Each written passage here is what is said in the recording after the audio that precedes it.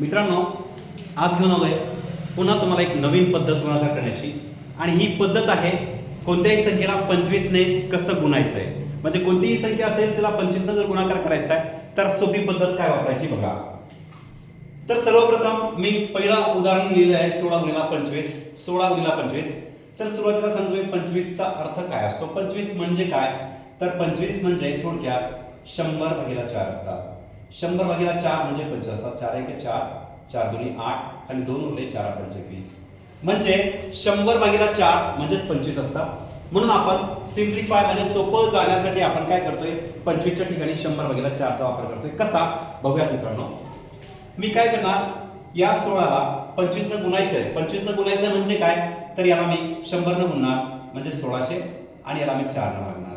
बघा मित्रांनो, 4 चोक 16 आणि हे 2 शून्य म्हणजे हे 400 आपलं उत्तर आहे 16 गुणिले 25 चं. समजलंय? बघा आपला दोन आहे, तुम्हाला आवडेल नक्कीच.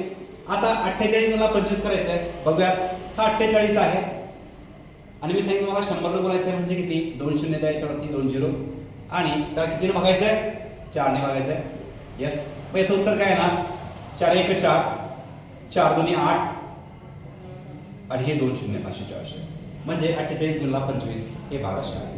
मित्रांनो समजले का?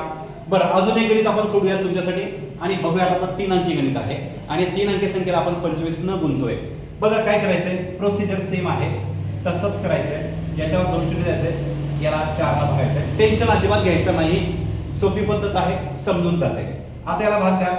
4 1 4, 4 2 8, 4 2 8, 4 1 4, 4 2 8 आणि हे 2 शून्य असेच येतात. हे उत्तर आहे मित्रांनो या प्रश्नाचं. या प्रश्नाचं हे उत्तर आहे. बघा किती अवघड आहे, अवघड नाही, सोपं आहे. ठीक आहे, तर तुम्हाला याच पद्धतीचा वापर करून या प्रश्नाचं उत्तर तुम्हाला करायचं आहे, काढायचं आहे आणि याचं उत्तर मला कमेंट बॉक्समध्ये तुम्हाला कळवायचं आहे. तोपर्यंत मित्रांनो बघूयात आपण दुसरी टेक्निक आणतोय. तोपर्यंत नमस्कार.